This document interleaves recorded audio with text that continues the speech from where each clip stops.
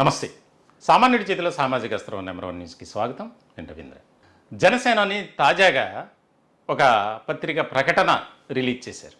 దీనికి సంబంధించి సొంత పార్టీలో ఆసక్తికరమైనటువంటి చర్చ జరుగుతుంది.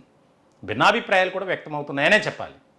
సొంత పార్టీలోనే కాదు, రాష్ట్ర రాజకీయ వర్గాల్లోనూ, అలాగే రాజకీయ విశ్లేషకులు కూడా చాలా విచిత్రంగా దానిపై చర్చించుకుంటున్నారు. ముఖ్యమైనటువంటి అంశం ఏంటంటే, తాజాగా ఆయన ఏదైతే రిలీజ్ చేశారో దానికి సంబంధించి కొన్ని కీలకమైనటువంటి అంశాలు ఉన్నాయి.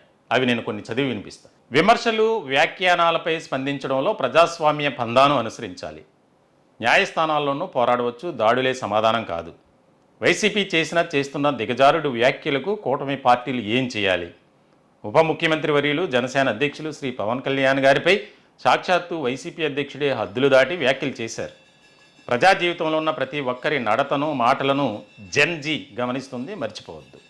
ప్రజాస్వామ్య రాజకీయాల్లో విమర్శలు, ప్రతి విమర్శలు, ఆరోపణలు, ప్రత్యారోపణలు, వ్యాఖ్యానాలు ఉంటాయి. వాటిపై స్పందించడంలోనూ ప్రజాస్వామ్య పందాను అనుసరించాలి. విమర్శలను స్వీకరించలేక దాడులకు తెగబడటాన్ని ఎవరు హర్షించరు. విమర్శలకు దాడులు సమాధానం కావు. విమర్శలు, ఆరోపణలు, వ్యాఖ్యానాలపై చట్టబద్ధంగా న్యాయస్థానాల్లో పోరాడే అవకాశాన్ని మన రాజ్యాంగం కల్పించింది.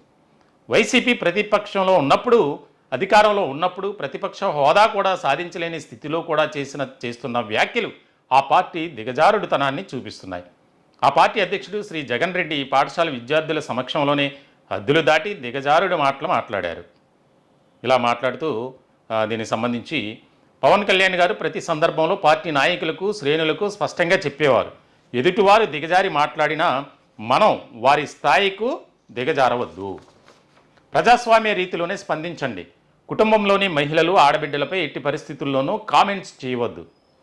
ఎవరైనా హద్దు మీరితే అంతర్గతంగా వారికి శ్రీ పవన్ కళ్యాణ్ గారు నిర్దేశించిన నియమాలను పార్టీ ముఖ్యులు తెలిపేవారు. అది జనసేన విధానం. ఈ తరహా నిర్దేశాలను వైసీపీ నుంచి ఎప్పుడూ ఆశించలేము. అసెంబ్లీ సాక్షిగా గౌరవ ముఖ్యమంత్రి శ్రీ చంద్రబాబు నాయుడు గారి సతీమణిపై వ్యాఖ్యలు చేస్తే నవ్వుతూ ప్రోత్సహించిన వ్యక్తి జగన్ రెడ్డి. ఆయన పార్టీ ఎమ్మెల్యే ఒకరు కాకినాడ నడిబొడ్డున నిలబడి అసభ్య పదజాలంతో శ్రీ చంద్రబాబు గారిని, పవన్ కళ్యాణ్ గారిని, వారి కుటుంబ సభ్యులను దూషించిన ఘటనను ఇంకా జన సైనికులు, వీర మహిళలు మర్చిపోలేదు. టీడీపీకి చెందిన అధికార ప్రతినిధి చేసిన కామెంట్కు వైసీపీ శ్రేణులు టీడీపీ ప్రధాన కార్యాలయాన్ని ధ్వంసం చేశాయి.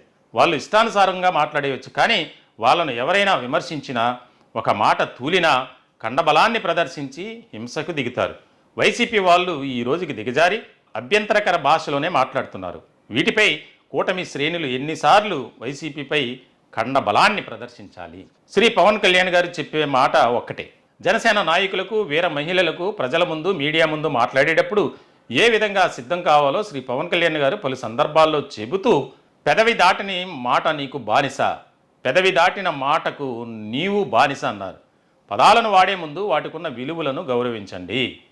పదునైన వ్యంగ్యంతో కూడిన పదాలు వాడినా ఎదుటివారు స్వీకరించేలా ఉండాలి అని పవన్ కళ్యాణ్ గారు చెబుతున్నారు. ఎదుటివారి హద్దులు మీరి మాట్లాడినా, సామాజిక మాధ్యమాల్లో పోస్టులు పెట్టినా చట్టబద్ధంగా ముందుకు వెళ్ళాలి అని దిశానిర్దేశం చేశారు. మంగళవారం హైదరాబాదులో ఏబిఎన్ ఆంధ్రజ్యోతి కార్యాలయంపై వైసీపీ వ్యక్తులు దాడికి ప్రయత్నించిన ఘటనను శ్రీ పవన్ కళ్యాణ్ గారు ఖండించారు. ఈ అంశంపై పార్టీ ముఖ్యులతో బుధవారం ఉదయం చర్చించారు. ఆ సంస్థ ఎండీ శ్రీ వేమూరి రాధాకృష్ణ గారు పత్రికలో రాసిన కొత్త పలుకులో ఘాటైన పదాలు ఉన్నాయని అభిప్రాయపడ్డారు.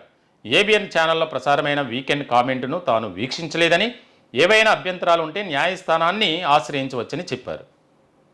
ఇట్లాగా కొన్ని అంశాలని ప్రస్తావిస్తూ జనసేన నుంచి ఒక పత్రిక ప్రకటన వచ్చినటువంటి సందర్భం. కాబట్టి దీనికి సంబంధించి ఇలాగా వచ్చి ఎవరు కూడా అనవసరమైనటువంటి మాటలు మాట్లాడవద్దు. దీనికి సంబంధించి మేము అందరికీ కూడా దిశానిర్దేశం చేస్తున్నాం అని చెప్పి లాస్ట్లో, కాబట్టి 90వ దశకం రాజకీయాలు, హద్దులు దాటే మాటలు, అభ్యంతరకర వ్యాఖ్యలను హర్షించే రోజులకు కాలం చెల్లిందనే వాస్తవాన్ని ప్రజాక్షేత్రంలో ఉన్న ప్రతి ఒక్కరూ, విశ్లేషకులు పరిగణలోకి తీసుకోవాలనేది శ్రీ పవన్ కళ్యాణ్ గారు బలంగా చెబుతున్న మాట. జనసేన నాయకులకు, వీర మహిళలకు, శ్రేణులకు కూడా ఈ విషయాన్ని ప్రస్ఫుటంగా తెలియజేయాలని పార్టీ ముఖ్యులను ఆదేశించారు. ఓకే, చాలా బాగుంది పవన్ కళ్యాణ్ గారు తీసుకున్నటువంటి స్టాండ్. ఆ పార్టీ నుంచి వచ్చినటువంటి ఏదైతే ప్రెస్ నోట్ ఉందో దానికి సంబంధించి అందరూ కూడా ఏకీభవిస్తారు. అయితే మరి ఇదే రకమైనటువంటి ఖండనను జనసేన పార్టీకి సంబంధించినటువంటి నేతలపై జరుగుతున్నప్పుడు ఎందుకు స్పందించలేదు అనేది ఇప్పుడు సొంత పార్టీలో జరుగుతున్నటువంటి ప్రధానమైనటువంటి చర్చ.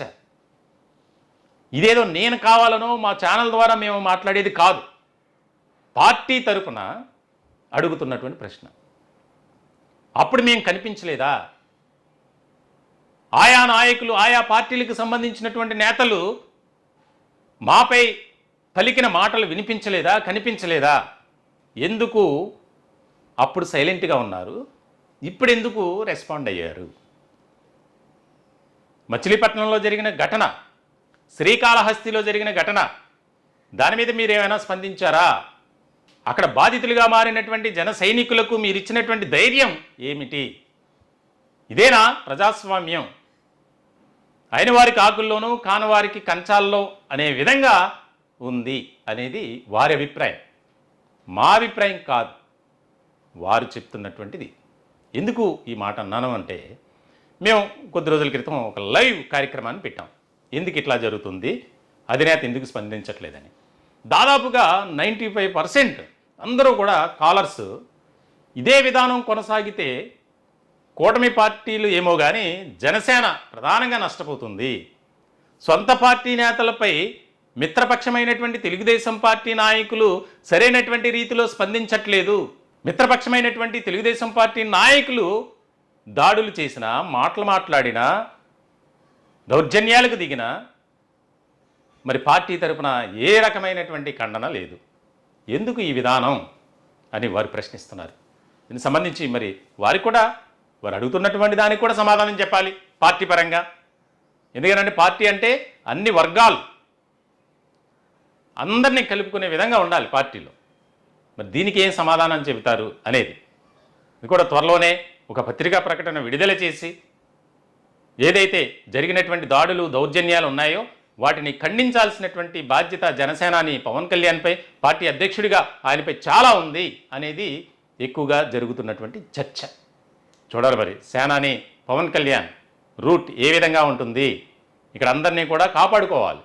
ఇప్పటికే ఒక రకమైనటువంటి నిరుత్సాహం పార్టీలో కనిపిస్తుంది. నిరాశ, నిస్పృహ అన్నీ కూడా ఏకమైనవి. దానికి సంబంధించి పార్టీలో ఉన్నటువంటి క్యాడర్ను కాపాడుకోవాలి, తద్వారా బలపరచాలి, పటిష్టం చేసుకోవాలి. వీటి బాధ్యత ఎవరిది? పార్టీ అధినేత. సరే, ఆయనకు బిజీ షెడ్యూల్ వల్ల లేకపోతే కుదరట్లేదు, నెంబర్ 2, నెంబర్ 3 పొజిషన్లో ఉన్నటువంటి వారు రంగంలోకి దిగేలా ఆయన చెయ్యాలి. ఎక్కడైతే దాడి జరిగిందో, ఎక్కడైతే ఆ జనసేన సంబంధించి సానుభూతి పరులు, అభిమానులు ఇళ్లను ధ్వంసం చేసినటువంటి పరిస్థితులు ఉన్నాయో అక్కడికి వెళ్ళి పరామర్శించాలి, వారికి ధైర్యాన్ని చెప్పాలి. మీకు మేమున్నాం, కష్టకాలంలో ఎవరైనా సరే నేనున్నాను నీకు అని ఒక మాట చెప్తే చాలు. సహాయం చేయకపోయినా ఒక మాట అంటే ఎంతో వారికి ఆత్మ సంతృప్తి అనేది ఉంటుంది. మరి కేవలం ఈరోజు ఏబిఎన్ ఆంధ్రజ్యోతి కార్యాలయంపై దాడి చేయడానికి వెళ్ళినటువంటి వైఎస్ఆర్సీపీ నేతలను ఉద్దేశించి 3 పేజీల ఈ ప్రెస్ నోట్ రిలీజ్ చేసినటువంటి జనసేన పార్టీ మరి వారి విషయంలో కూడా ఖచ్చితత్వం అనేది ఉండాలి అనేది వారి అభిప్రాయం. చూడాలి ఏం జరుగుతుందని. ఈ టాపిక్పై మీ విలువైనటువంటి అభిప్రాయాలు కామెంట్ రూపంలో తెలియజేయండి. దయచేసి మా ఛానల్ని సబ్స్క్రైబ్ చేసుకోండి. Thank you.